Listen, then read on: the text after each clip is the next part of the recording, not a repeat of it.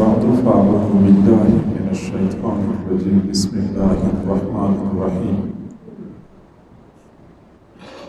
وإن من شيء إلا عندنا خزائنه وما ننزله إلا بقدر معلوم صدق الله العظيم وبلغنا رسوله النبي الكريم ونحن على ذلك لمن الشاهدين والشاكرين والحمد لله رب العالمين اللهم صل على سيدنا محمد وعلى آل سيدنا محمد وبارك وسلم.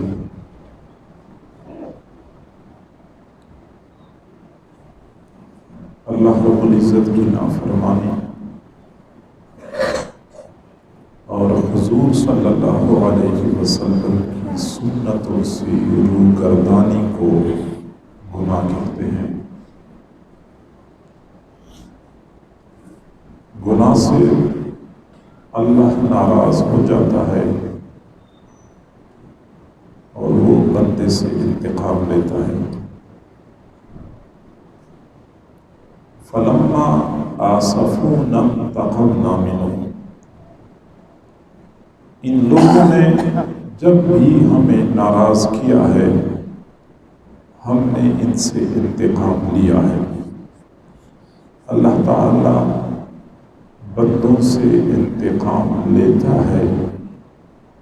یہ اور بات ہے کہ اللہ تعالیٰ کے انتقام کی تدبیریں اتنی خفیہ ہوتی ہیں کہ جس بندے سے انتقام لیا جا رہا ہوتا ہے اس کو بھی پتہ نہیں ہوتا کہ میں انتقام کا نشانہ بنا ہوا ہوں. افراد اگر اللہ کی نافرمانی کرے تو افراد عذاب کی لپیٹ میں آ جاتے ہیں. اگر پوری قوم اللہ کی نافرمانی کرے تو پوری قوم اللہ کی ناراضگی اور قہر کے لپیٹ میں آ جاتی ہے. قسم قسم کے عذابات، پریشانیاں، مشکلات اس قوم کو گھیر لیتی ہیں جس قوم نے اللہ تعالیٰ کی نافرمانی کر لی. عدل و انصاف فقط حشر پہ موقوف نہیں، عدل و انصاف فقط حشر پہ موقوف نہیں، زندگی خود ہی گناہوں کی سزا دیتی ہے.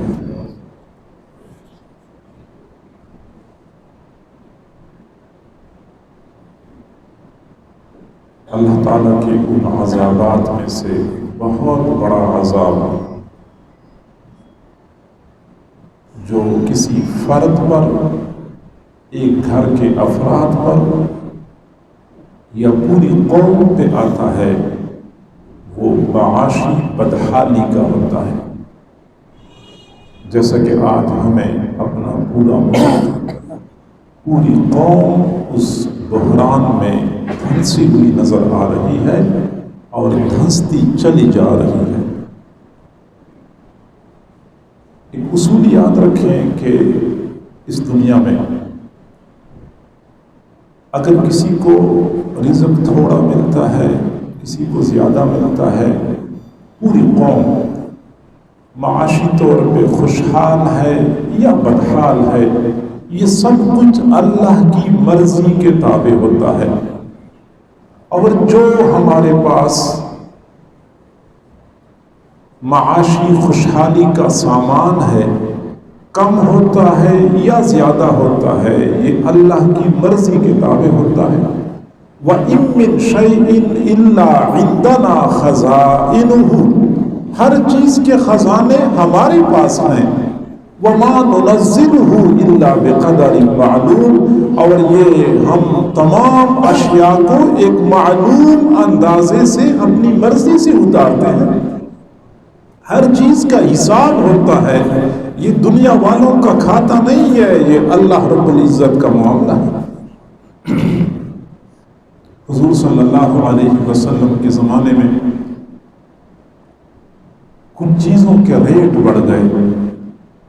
صحابہ کرام نے عرض کیا اللہ کے نبی آپ ہمارے لیے ایک نرخ متعین کر دیں، جس طرح کہ آج کل کی حکومتیں ریٹ متعین کرتی ہیں، ریٹ متعین کر دیں۔ تو آپ صلی اللہ علیہ وسلم نے فرمایا ان اللہ هو المسعر، اصل ریٹ تو اللہ کی طرف سے متعین ہوتے ہیں، اللہ چاہتا ہے تو قیمت گھٹا دیتا ہے، اللہ چاہتا ہے تو قیمت بڑھا دیتا ہے۔ ان اللہ هو القابض وان اللہ هو الباسط، اگر معاشی خوشحالی کا سامان گھٹ رہا ہے تو اللہ ہی اس کو گھٹا رہا ہوتا ہے، اگر بڑھ رہا ہے تو اللہ ہی اس کو بڑھا رہا ہوتا ہے۔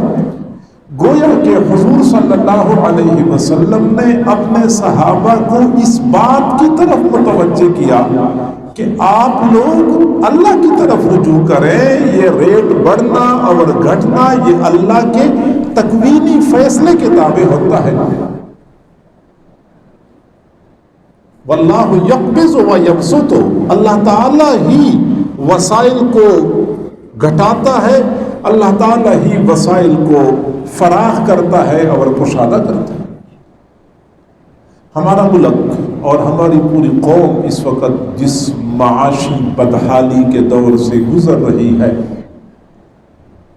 یقیناً اس کی وجہ سے ہر بندہ پریشان ہے، اور حالات آئے روز بد سے بدتر ہوتے جا رہے ہیں۔ اور میں تو دوستوں سے کہتا ہوں کہ کوئی معجزہ رونما ہو جائے تو شاید یہ قوم ان حالات سے نکل جائے، ورنہ اسباب کے درجے میں اس قوم کا ان حالات سے نکلنا تقریباً ناممکن ہو چکا ہے۔ ایسا ہوتا کیوں ہے؟ اللہ کے پاس خزانے کم تو نہیں ہیں، اللہ ہمیں کیوں نہیں دیتا؟ ہمیں کیوں پریشان کرتا ہے؟ اللہ تعالیٰ اپنے بندوں سے محبت بھی کرتا ہے، اللہ کے خزانوں میں کمی بھی نہیں ہے، اللہ تعالیٰ کو بندوں کے حالات کا پتہ بھی ہے کہ آٹے کی خاطر اور دوسری چیزوں کی خاطر کیا کچھ ہو رہا ہے، آخر ایسا کیوں ہے؟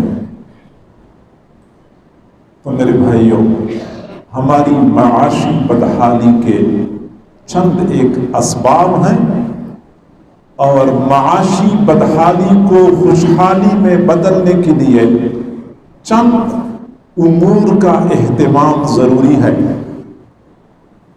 یہی بات اس موضوع میں، اس نشست میں آپ سے عرض کرنی ہے، اگر آپ توجہ فرمائیں گے تو بات سمجھ میں آ جائے گی۔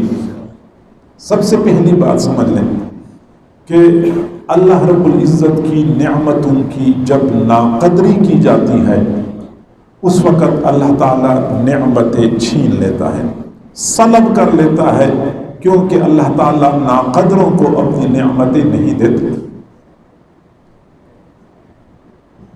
ضرب اللہ مثلا قریۃ کانت آمنۃ مطمئنۃ یأتیہا رزقہا رغدا فکفرت بانعم اللہ فاذاقہا اللہ لباس الجوع والخوف بما كانوا یصنعون۔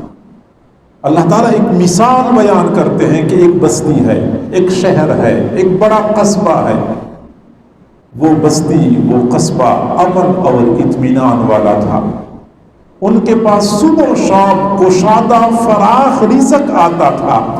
فکفرت بانعم اللہ، انہوں نے اللہ کی نعمتوں کی ناقدری کر لی۔ فاذاقها اللہ لباس الجوع والخوف، اللہ تعالیٰ نے ان کو بھوک اور خوف کا لباس پہنا دیا، خوف بھی ان پر مسلط، بھوک بھی ان پر مسلط۔ اور ایسا کیوں ہوا ہے؟ بما كانوا یصنعون، ان کے اپنے کرتوتوں کا نتیجہ ہے۔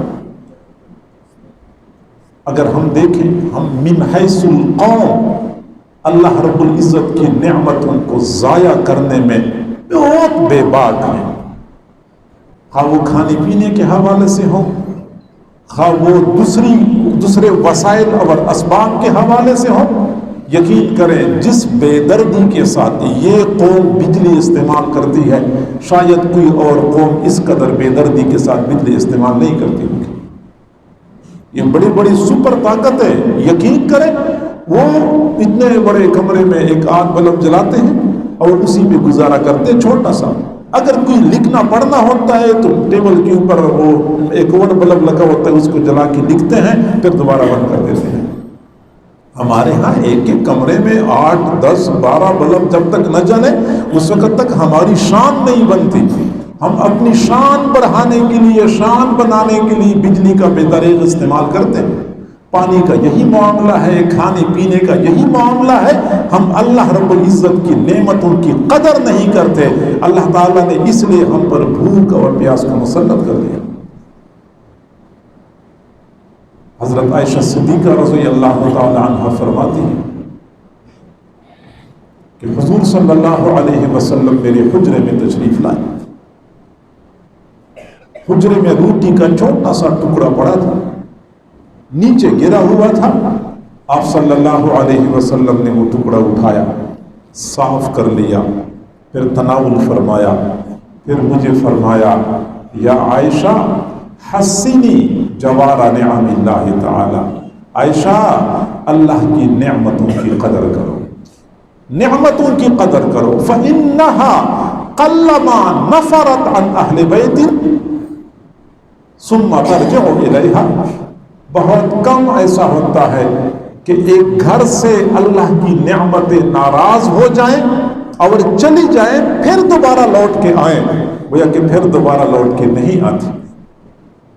ایک تو نعمتوں کا استعمال بے دردی کے ساتھ، ضائع کرنا بے دردی کے ساتھ. شادیوں کی تقریبات میں، دوسری تقریبات میں ہم دیکھتے ہیں جو برا سلوک ہم کرتے ہیں اللہ کی نعمتوں کے ساتھ. شاید کوئی قوم ایسا کرتی ہوگی.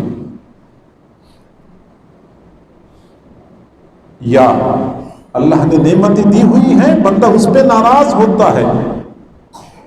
بنی اسرائیل کے بارے میں اللہ رب العزت نے فرمایا جب اللہ تعالیٰ نے ان کو نعمتیں دی، من و سلوہ کھانے کو ملتا تھا اور سب مفت میں، یہ خدائی رزق ان کو تیار ملا کرتا تھا. لیکن انسان ناشکر اور ناقدرہ ہے. کہنے لگے لن نصبر علی طعام واحد، یہ صبح و شام ایک قسم کا کھانا ہمارا اس پہ گزارا نہیں ہوتا، ہمیں بدل بدل کے کھانے کھلائے جائیں. تو پھر اللہ تعالیٰ فرماتے ہیں کہ وَضُرِبَتْ عَلَيْهِمُ الذِّلَّةُ وَالْمَسْكَنَةُ، اس کے نتیجے میں ان پر ذلت مسلط کر دی گئی، مسکنت اور تنگدستی ان پر مسلط کر دی گئی. چنانچہ اللہ کی نعمتوں کی ناقدری کے نتیجے میں پھر اللہ تعالیٰ نعمتوں کو سلب کر لیتا ہے. دوسری وجہ ناپ تول میں کمی. ناپ تول میں کمی کا سادہ معنی تو یہی ہے کہ دکاندار پیسے پورے لیتا ہے اور وزن میں کمی کرتا ہے، دھوکہ دیتا ہے.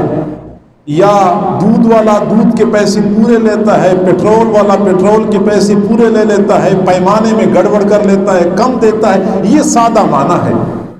اگر ہم اس کو تھوڑی سی وسعت دے دیں تو تفصیل یہ ہے کہ ہر وہ بندہ جو اپنا حق پورا وصول کرتا ہے، دوسروں کا حق کم دیتا ہے، گویا کہ ناپ تول میں کمی کرتا ہے. الذین اذا اکتالوا علی الناس یستوفون واذا کالوہم او وزنوہم یخسرون. لوگوں سے لیتے ہیں تو پورا لیتے ہیں، جب دوسروں کو دیتے ہیں تو کم کر کے دیتے ہیں. اس کی وجہ سے بھی اللہ تعالیٰ عمومی طور پہ لوگوں سے نعمتوں کو سلب کر لیتا ہے. دکاندار ملازم رکھتا ہے، ملازم سے کام پورا لیتا ہے، 8 گھنٹے نہیں 10 گھنٹے، 10 نہیں، اگر پتہ چل جائے کہ مجبور ہے 12 گھنٹے کام لیتا ہے. اور جو ان کی اجرت ہوتی ہے بس کوشش یہ ہوتی ہے کہ اس کی مجبوری سے فائدہ اٹھا کے کم سے کم پر اس کو راضی کر دیا جائے، بلکہ اس کو مجبور کر دیا جائے. یہ حال بنا ہوا ہے. پھر اس کے بعد اگر وقت پورا ہو گیا اجرت دینے کا، پھر اجرت وقت کو اس بیچارے کو ملتی نہیں ہے. کبھی 500 دے دیے، کبھی 1000 دے دیے، کبھی 1500 دے دیے، اور اس بیچارے کو پتہ بھی نہیں چل جاتا، اور اس کی جو چند ہزار تنخواہ ہوتی وہ ساری ختم ہو جاتی. سال میں 1 دن منا لیتے ہیں مزدوروں کے نام پہ، اور ہم سمجھتے ہیں کہ سارے مزدوروں کو حق مل گیا.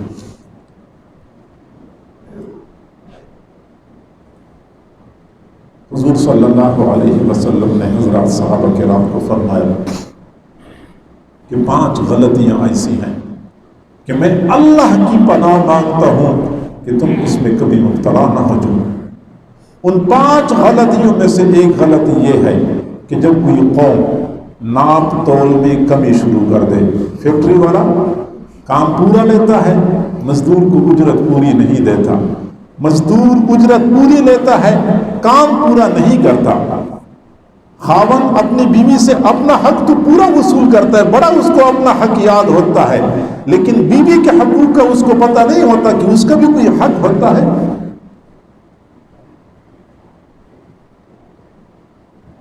تو حضور صلی اللہ علیہ وسلم نے فرمایا ان لوگوں پر تنگی اور قحط مسلط کر دیا جاتا ہے، ان لوگوں پر ظالم جابر حکمران مسلط کر دیے جاتے ہیں، اور یہی کچھ ہمیں نظر آ رہا ہے۔ اور یہ اصل بات یہ ہے کہ میں ایک مرتبہ دوستوں کے درمیان تھا تو دوست کہہ رہے تھے کہ یہ کرپشن اور یہ کرپشن، اور وہ بڑے بڑوں کو کوس رہا تھا، تو میں نے کہا کرپشن بڑے کرتے ہیں، میں بڑوں کا دفاع بالکل نہیں کروں گا، لیکن چھوٹوں کا بھی جتنا داؤ چلتا ہے وہ بھی اتنا ہی کرپشن کرتے ہیں، جتنا داؤ۔ کیا دودھ والا کرپشن نہیں کرتا؟ کیا چائے کی پتی بیچنے والا کرپشن نہیں کرتا؟ کیا مسالہ بیچنے والا کرپشن نہیں کرتا؟ یہ سب کرتے ہیں، بس یہ اللہ کی شان اس قوم کے اوپر اللہ کی طرف سے عذاب آیا ہوا ہے کہ ہمیں حلال کھانا نصیب نہیں ہوتا، ورنہ حساب سارا برابر ہوتا ہے۔ کیونکہ دودھ والا اگر دودھ میں پانی میں لا کے بیچتا ہے تو وہ سمجھتا ہے کہ میں نے 100 روپے 200 روپے زیادہ کما لیے، لیکن وہ یہ بات بھول جاتا ہے کہ آگے میرا واسطہ پیٹرول پمپ والے سے پڑنا ہے، اور آگے میرا واسطہ موٹر سائیکل کی مستری سے پڑنا ہے، اور آگے میرا واسطہ چائے کی پتی والے سے اور مسالے والے سے پڑنا ہے، تو گویا کہ وہ سارا حساب برابر ہو جاتا ہے۔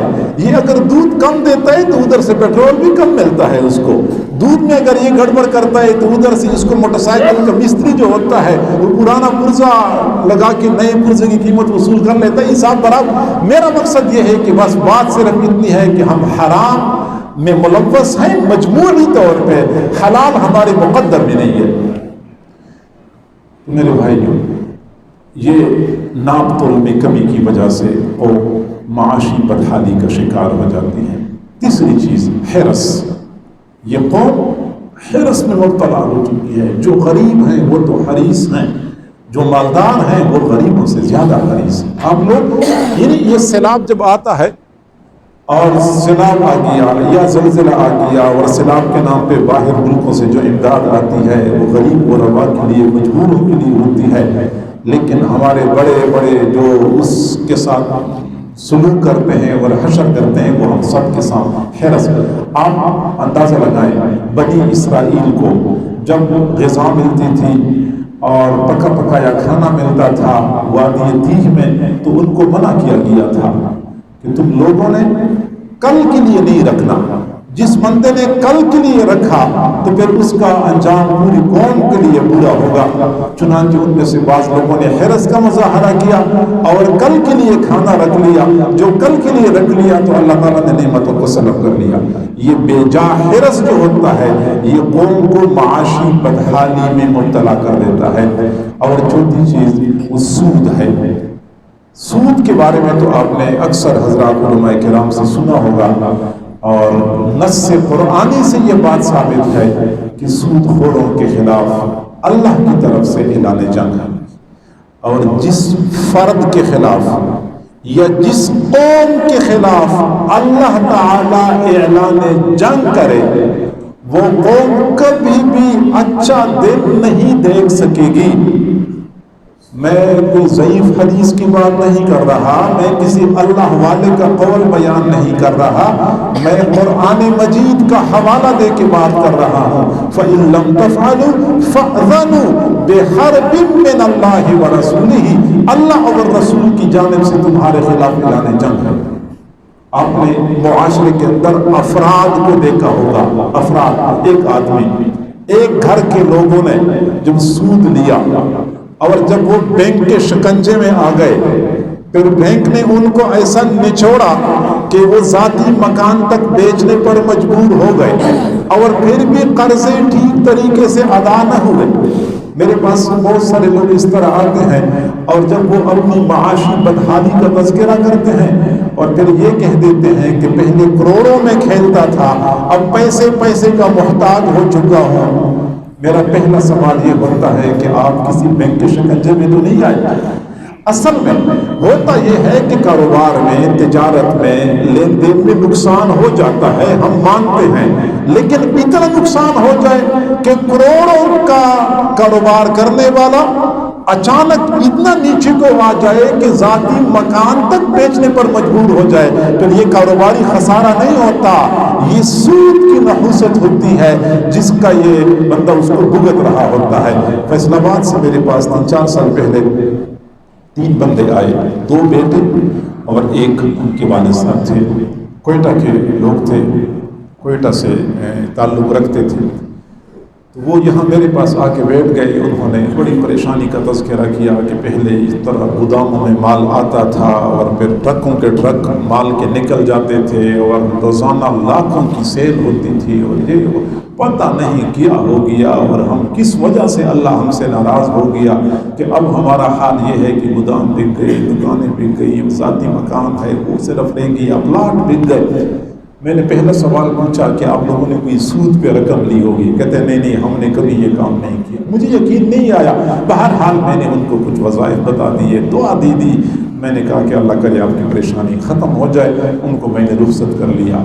اور آپ یقین کریں شام کے وقت ان نوجوانوں کی والدہ کا میرے پاس فون آیا اور وہ کہہ رہی تھی کہ حضرت آپ کے پاس وہ جو آئے تھے نا میرے 2 بیٹے میرا خاون، وہ جھوٹ بول رہے تھے، انہوں نے بینک سے پیسے لیے تھے۔ میں نے بھی کہہ دیا کہ مجھے بھی یہی بات سمجھ میں آ رہی تھی کہ بینک سے پیسے لیے تھے اور پھر اسی کے چکر میں آئے تھے۔ یہ صرف افراد کی بات نہیں ہے، یہ پوری قوم کا مسئلہ ہے، پوری قوم ہماری قرضوں میں جکڑی گئی ہے، سود کے اس شکنجے میں کس چکی ہے، لہٰذا اس قوم کا نکلنا کسی معجزے کے ذریعے ہو سکتا ہے، ورنہ اسباب کے درجے میں اس قوم کا نکلنا ممکن نہیں ہے۔ معاشی بدحالی کی بڑی وجہ سودی کاروبار ہے، اور آپ یقین کریں یہود جنہوں نے پوری دنیا کو بے وقوف بنایا ہوا ہے، ان کی 3 باتیں بڑی عجیب ہیں، آپ حیران ہو جائیں گے۔ پہلی بات وہ یہ کہتے ہیں کہ بچے 2 ہی اچھے، یہود کا نعرہ ہے اور پوری دنیا کہتی ہے کہ ہاں بچے 2 ہی اچھے۔ مسلمان تو قدرے اس نعرے کے اثرات سے بچے ہوئے ہیں، ورنہ دہریہ لوگ جو ہیں، ہندو ہیں، عیسائی ہیں، وہ سارے اس نعرے کی لپیٹ میں آ چکے ہیں۔ اور یہود کا اپنا طریقہ یہ ہے کہ جو خاتون 2 کے بعد تیسرا بچہ پیدا کرتی ہے تو اس کو انعام کے طور پہ سونے کا تاج پہنایا جاتا ہے، جب وہ چوتھا بچہ پیدا کرتی ہے اس کو اور انعامات دیے جاتے ہیں، باقاعدہ حوصلہ افزائی کی جاتی ہے کہ زیادہ بچے پیدا کریں تاکہ یہود کی آبادی زیادہ ہو۔ دوسری بات یہود کی یہ ہے کہ وہ کہتے ہیں کہ دنیا والوں کو انٹرنیٹ اور گوگل اور واٹس ایپ اور یوٹیوب کے چکر میں ڈال دیا ہے، اور ان کا اپنا معاملہ یہ ہے، ہمارے اسکولوں میں 5ویں جماعت کا بچہ ہوتا ہے، اسکول ٹیچر اس کو ہوم ورک دیتے ہیں تو ساتھ بتاتے ہیں کہ یہ انٹرنیٹ سے پھر آپ تلاش کر لیں۔ ہمارے تو 5ویں جماعت کے بچوں کو انٹرنیٹ کے چکر میں ڈالا جاتا ہے، جبکہ یہود کے ہاں اصول یہ ہے کہ 18 سال سے کم عمر کے بچے کے ہاتھ میں موبائل پہنچنا تصور ہی نہیں کیا جا سکتا۔ 18 سال سے کم عمر کے بچے کو نہ موبائل تک رسائی دیتے ہیں، نہ انٹرنیٹ تک رسائی دیتے ہیں، نہ اخبار تک رسائی دیتے ہیں، پوری دنیا کے حالات سے بے خبر رکھتے ہیں۔ 18 سال تک اس بچے کے دماغ میں جو کچھ یہ چاہتے ہیں وہ بھرتے رہتے ہیں۔ 18 سال تک وہ بچہ اتنا بن چکا ہوتا ہے کہ باہر کے حالات اس پر اثر انداز نہیں ہوتے۔ اور تیسری بات، آج ہمارے دانشور بھی کہتے ہیں کہ سود کے بغیر معیشت چل ہی نہیں سکتی، اور سود کے بغیر ممکن ہی نہیں ہے، لہٰذا سود تو ناگزیر ہے معیشت کو چلانے کے لیے، جبکہ خود اسرائیل میں سود کی شرح 0% ہے۔ 0% کا معنی یہ ہے کہ اس ملک میں سود کا تصور ہی نہیں ہے۔ تو تو پوری دنیا کو سود کے اندر مبتلا کر دیا ہے، اور خود ان کے ہاں سود کا کوئی تصور نہیں ہے۔ تو لہٰذا سود بھی معاشی بدحالی کی سب سے بڑی وجہ ہے۔ اب اگلی بات